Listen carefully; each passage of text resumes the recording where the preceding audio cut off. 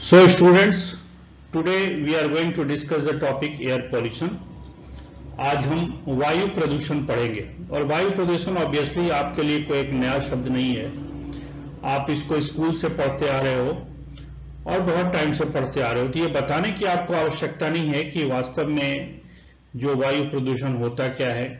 कोई भी ऐसा पर्यावरणीय संदूषक जिसको हम अंग्रेजी में एनवायरमेंटल कॉन्टेमिनेंट कहते हैं, या कोई पॉल्यूटेंट अवांछित जो प्रदूषक पदार्थ है वो हमारे वातावरण में एटमॉस्फेयर में मिल जाता है और एटमॉस्फेयर में मिलने के बाद हमारी दैनिक दिनचर्या को प्रभावित करता है, हमारे स्वास्थ्य को प्रभावित करता है और लॉन्ग टर्म के लिए प्रभावित करता है। जैसे अभी आपने न्यूज में सुना होगा कि दिल्ली में जो वायु प्रदूषण का स्तर है वो इतना ज्यादा हो गया कि वहां की हवा अब सांस लेने लायक नहीं है। बच्चे, ये तो कोविड का टाइम अब आया है, बच्चे अब जब अभी सर्दियों का मौसम आता है, जब पंजाब और हरियाणा के किसान जब पराली जलाते हैं वहां पे, तो इतना स्मोक हो जाता है, वहां के वातावरण में सल्फर डाइऑक्साइड और दूसरे नाइट्रोजन के ऑक्साइड्स की मात्रा इतनी बढ़ जाती है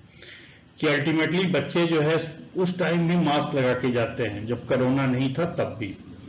तो कहने का मतलब ये बहुत बड़े चिंता का विषय है और जैसे जैसे मानव औद्योगिक चलते जा रहा है वैसे वैसे ये वायु प्रदूषण का जो विभीषिका है, इसका जो आशंका है, जो थ्रेट है, वो ज्यादा प्रबल और ज्यादा भीषण होती जा रही है। तो वायु प्रदूषण क्या है ये आप जानते हो। अब सवाल ये है कि कितने प्रकार के ब्रॉडली कैटेगराइज्ड पॉल्यूटेंट्स हैं, मतलब जो जल वायु प्रदूषक हैं, अगर हम इसको ब्रॉडली क्लासिफाई करें, एक बड़े स्तर पर हम उसको वर्गीकृत करने का प्रयास करें, तो आमतौर पर दो प्रकार के होते हैं, जैसा कि आप इस स्लाइड में देख रहे हैं। एक है प्राइमरी, है ना, एक है प्राइमरी यानी कि प्राथमिक। प्राथमिक क्या हुआ कि जैसे मान लीजिए कोई भी जो सोर्स है एयर पॉल्यूशन का, जैसे मान लीजिए कोई ज्वालामुखी है या किसी प्राकृतिक गैस का कुआं है, या फिर कोई फैक्ट्री है जो बड़ी मात्रा में धुआं जनरेट कर रही है, कोई थर्मल पावर प्लांट है, ऑटोमोबाइल है, गाड़ियों से निकलने वाला धुआं है, यहां तक कि जो सिगरेट पीते हैं लोग उसका धुआं है। तो कोई भी नेचुरल या इंडस्ट्रियल या मैन मेड जो सोर्सेस हैं उनसे जो भी प्रदूषण निकलता है, तो आमतौर पर वो जब शुरू में जब निकलता है तो उसके मूल स्वरूप में वो कैसा होता है, या तो कार्बन डाइऑक्साइड होगा, या कार्बन मोनोऑक्साइड होगा, सल्फर डाइऑक्साइड होगा, नाइट्रोजन के ऑक्साइड्स होंगे, हाइड्रोकार्बन्स होंगे, या फिर सस्पेंडेड पार्टिकल्स होंगे। ये सारे के सारे पदार्थ जब अपने मूल रूप में है तब तो वो प्राइमरी पॉल्यूटेंट है। लेकिन अब होता क्या है कि मान लीजिए सल्फर डाइऑक्साइड है, सल्फर डाइऑक्साइड अगर वातावरण में है और बारिश हो गई तो वो सल्फर के एसिड्स बना देगा, यानी सल्फ्यूरिक एसिड बना देगा। उसी प्रकार से नाइट्रोजन के ऑक्साइड्स हैं और बारिश हो गई, जिसको अभी आप एसिड रेन के नाम से जानते हैं, अम्ल वर्षा के नाम से जानते हैं, अगर वो बारिश हो गई तो फिर वो नाइट्रिक एसिड बन जाएगा। उसी प्रकार से हाइड्रोजन पेरोक्साइड्स बन जाते हैं। उसी प्रकार से एक पैन करके एक पॉल्यूटेंट है, वो हम चर्चा करेंगे, या फिर सल्फर डाइऑक्साइड की, या फिर मान लीजिए कि फ्लोरीन गैस है और वो सल्फर से रिएक्ट करके, और सल्फर के ऑक्साइड है, सल्फर के किसी भी कंपाउंड से रिएक्ट करके सल्फर हेक्साफ्लोराइड बना देते हैं, जो एक ग्रीन हाउस गैस है। तो कहने का मतलब ये है कि ये सारी चीजें जो द्वितीयक रूप से बनती है, जिनका निर्माण सेकेंडरी स्टेज पर होता है, वो सेकेंडरी पॉल्यूटेंट है। तो मेरे ख्याल से आप समझ गए होंगे इस पॉइंट को कि इसमें अंतर क्या है। तो मेन जो प्रदूषक हैं, वायु प्रदूषक के जो 5 मेन जो कंपोनेंट है, संघटक है, क्या है? Carbon monoxide, sulphur dioxide, nitrogen के ऑक्साइड, हाइड्रोकार्बन और पार्टिकुलेट मैटर। पार्टिकल मतलब जो होता है वो कण होते हैं, छोटे कण जैसे, और वो अलग अलग साइजेस के होते हैं। जब हवा में वो सस्पेंड हो जाते हैं तो वो धुएं जैसा कुछ बनाते हैं या स्मोक बनाते हैं, धुआंसा या कुहासा जैसा जो बन जाता है प्रदूषण की वजह से। तो ये पार्टिकुलेट मैटर है, और पार्टिकुलेट मैटर खास तौर से जैसे अभी सिरोही जिले में आपको पता है कि इसकी माइनिंग होती है सिलिका की, तो एक बड़ी भीषण समस्या है यहाँ सिलिकोसिस की। आपको पता नहीं कितनी जानकारी है, लेकिन कभी आप हॉस्पिटल में इसके लिए जो चेस्ट डिपार्टमेंट है वो खास तौर से ध्यान रखता है, क्योंकि जहां भी पत्थरों का खदान है या जहां पत्थरों की गड़ाई का काम हो रहा है, वहां पर सिलिका जो है वो निकलता है और वो सांस के जरिए बाहर जाता है। तो सिलिका जो है it's a kind of particulate matter. बाकी आप सबके बारे में जानते हो, इनके बारे में बताने की आवश्यकता नहीं है। तो अब देखें कि इन सबके सोर्सेस क्या क्या होते हैं। सोर्सेस जैसे कार्बन मोनोऑक्साइड है, जब भी कोई जलने की क्रिया, इनकम्प्लीट बर्निंग होगी, इनकम्प्लीट कंबसन होगा, तो उसमें कार्बन मोनोऑक्साइड बने, कंप्लीट होगा तो कार्बन डाइऑक्साइड बनेगा। तो ये बेसिकली कहीं भी जहां कोयले को जला करके एनर्जी प्राप्त की जा रही है, थर्मल पावर प्लांट, या कोयले का उपयोग किसी भी इंडस्ट्री में हो रहा है, या फिर जो गैस है, लकड़ी है, या कोई भी चीज जो जलाई जाती है, जैसे आमतौर पर लोगों को प्रवृत्ति होती है कि जैसे कूड़ा जमा करो उसको जला दो, नगर पालिका वाले, नगर निगम वाले भी करते हैं। तो कहीं भी जब जलाने की क्रिया हो रही है तो उस जलाने की क्रिया में कार्बन डाइऑक्साइड के साथ साथ कार्बन मोनोऑक्साइड जरूर आएगा। दूसरी बात, जो जिसका बिगेस्ट सोर्स है वो है ऑटोमोबाइल, मतलब जो गाड़ियां होती हैं, कारें। आपको पता है कि किस प्रकार से लोगों, मतलब एक होड़ सी लगी हुई है, और अब देखिए कि हर आदमी कार खरीद रहा है जिसके पास भी थोड़ी सी ठीक ठाक सी नौकरी है। तो कहने का मतलब ये जो कार जब चलती है तो उसके धुएं से कार्बन मोनोऑक्साइड निकलता है। जहां सिगरेट स्मोकिंग होती है, जैसे मैंने कहा था, तो सिगरेट से भी होता है।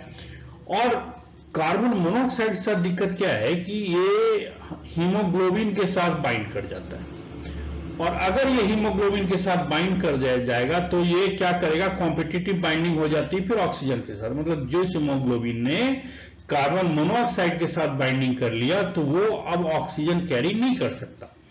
अगर हीमोग्लोबिन के ऑक्सीजन कैरी करने की प्रॉब्लम हो जाएगी, क्षमता कम हो जाएगी, तो इन दैट कंडीशन क्या होगा, जो एनीमिया या रक्ताल्पता वाली स्थिति होती है वो हो जाएगी, और ये लॉन्ग टर्म में बहुत ही घातक है। हालांकि ये परसिस्टेंट नहीं होता। परसिस्टेंट मतलब कुछ ऐसे पॉल्यूटेंट हैं जो पर्यावरण में या वातावरण में बहुत दिन तक रह जाते हैं, बहुत टाइम तक रह जाते हैं, लेकिन ये परसिस्टेंट नहीं है। जो कार्बन मोनोऑक्साइड है ये ऑक्सीजन से कंबाइन करके कार्बन डाइऑक्साइड बनाता है। हालांकि कार्बन डाइऑक्साइड भी अपने आप में ग्रीन हाउस गैस है, इसलिए जहां भी इंडस्ट्रियल स्केल पे बर्निंग या जलाने की गतिविधि हो रही है, एक्टिविटी हो रही है, वो सारे के सारे मैटर ऑफ कंसर्न है। क्योंकि भले ही कार्बन मोनोऑक्साइड थोड़ी देर के लिए पर्यावरण में रहता है, लेकिन ये अल्टीमेटली कन्वर्ट होता है कार्बन डाइऑक्साइड में, जो एक ग्रीन हाउस गैस है। और खास तौर से जो रश ट्रैफिक आवर होता है किसी भी शहर में, मेट्रोज में खास तौर से, उस समय चूंकि व्हीकल खड़ी रहती है रेड लाइट पे या जाम में फंसी रहती है, लोग इंजन बंद करते नहीं है, तो उस कंडीशन में इसके बढ़ने की संभावना ज्यादा हो जाती है। और खासतौर से जब मैंने दिल्ली का उदाहरण दिया कि वहां एयर पॉल्यूशन की समस्या बहुत ज्यादा है। देखिए कुछ आर्टिकल्स हैं और कुछ ये जो अलग अलग सोर्सेस से, यानी कि ये 2000 का दिया हुआ है, लेकिन ये अलग अलग सोर्सेस से जो कार्बन मोनोऑक्साइड निकलता है उसकी एक इन्वेंट्री दी हुई है। सल्फर डाइऑक्साइड, जहां भी जो फॉसिल फ्यूल यानी कि जो जीवाश्म ईंधन आप जानते हो कि पेट्रोलियम है या कोयला है, जो भी धरती के नीचे से निकाला जाता है जिस ईंधन को भी, उसको हम फॉसिल फ्यूल कहते हैं। क्योंकि आमतौर पर हुआ यह है कि पेड़ पौधे या कोई कार्बनिक मटेरियल जो है पृथ्वी के नीचे दब गया है, और दबने के बाद क्या हुआ है कि वो उस फ्यूल में बदल गया है। तो जैसे मैंने कहा कि जो थर्मल पावर प्लांट्स होते हैं जिससे कि हमें बिजली मिलती है, हमारे घरों में बिजली आती है, तो आमतौर पर ऊर्जा के जो सबसे बड़ा स्रोत है वो थर्मल पावर प्लांट है। इसके अलावा कुछ जल विद्युत से होता है, या क्या कहते हैं, कहीं विंड से भी ऊर्जा बनाई जाती है, परमाणु बिजली घर, लेकिन उनकी क्षमता, उनका जो मैग्नीट्यूड है, उनकी जो साइज है बहुत कम है इन कंपैरिजन टू जो मेजर जो सोर्स ऑफ एनर्जी है वो हमारे यहाँ जो भी ऊर्जा पहुंचती है चाहे जिस भी काम करने के लिए, बिजली चलाने के लिए, वो आमतौर पर थर्मल पावर प्लांट से आती है, कोयले को जला के आती है। और ये जो सल्फर डाइऑक्साइड, जिससे मैंने कहा कि ये सल्फर डाइऑक्साइड जब वर्षा जल में मिलेगा तो ये जो सल्फ्यूरिक अम्ल बना देगा। आपने सुना होगा कि जो ताजमहल है, ताजमहल की सुंदरता धीरे धीरे नष्ट हो रही है। हुआ तो होता यूं है कि मथुरा में एक पेट्रोकेमिकल प्लांट है और वहां से जो धुआं निकलता है सल्फर डाइऑक्साइड का या नाइट्रिक ऑक्साइड का, उसके धुएं को पानी में मिलने के कारण वो एसिड बन जाता है। और आपको पता है कि संगमरमर का बना हुआ ताजमहल है, संगमरमर यानी कैल्शियम कार्बोनेट। तो कैल्शियम कार्बोनेट जब भी सल्फ्यूरिक एसिड या नाइट्रिक एसिड से रिएक्ट करेगा तो वो क्या करेगा, वो कार्बन डाइऑक्साइड बनाएगा, लेकिन वो अल्टीमेटली जो कैल्शियम कार्बोनेट है उस पर क्षरण की क्रिया हो जाएगी। तो इसलिए उसको बचाने की एक जद्दोजहद भी की जाती है। तो एसिड रेन भी बहुत बड़ा प्रॉब्लम है। यह अपने आप में एनवायरनमेंट का एक बहुत बड़ा इशू है कि जो ये क्या करता है कि अम्लीयता फैला देता है हमारी मिट्टी में, हमारे पौधों में, और कई तरह से नुकसान करता है, स्किन के प्रॉब्लम्स करता है। जो हमारा ड्रिंकिंग वाटर है वो उसमें प्रॉब्लम होती है। तो एसिड रेन होना अपने आप में बड़ी प्रॉब्लम है। और एसिड रेन का एक बहुत बड़ा कारक ये जो सल्फर और नाइट्रोजन के जो ऑक्साइड्स है ये होते हैं। और सल्फर के साथ सबसे बड़ी कहानी ये है कि जब भी ये हमारे लंग्स में चला जाता है, फेफड़ों में चला जाता है सांस के जरिए, तो वहां पर ये कोरोशन कर देता है, फेफड़े में क्षरण कर देता है। तो इस तरह से सल्फर डाइऑक्साइड की बड़ी समस्या है और इसका भी एक इन्वेंट्री दिया हुआ है यहाँ पर कि कहां कहां से सल्फर आते हैं। फिर नाइट्रोजन के ऑक्साइड है, ये भी फॉसिल फ्यूल के बर्निंग से ही होता है, ये भी एसिड रेन को कंट्रीब्यूट करता है। और ये ऑटोमोबाइल इंजन से भी निकलता है। लेकिन अब क्या है कि जैसे से आपने देखा होगा कि जो कार है या कोई गाड़ियां हैं उसमें धीरे धीरे जो आरटीओ है वो लाइसेंस बनाने में क्या करता है कि पहले BS3 इंजन होते थे, फिर BS4 इंजन आ गए, फिर BS5, BS6 की बात हो रही है। ये सारे के सारे इंजन यही कर रहे हैं कि ये धीरे धीरे ये जो इमिशन होता है गैसेस का, जो गैसेस बाहर निकलती हैं, तो उसमें प्रदूषक गैसों के उत्सर्जन की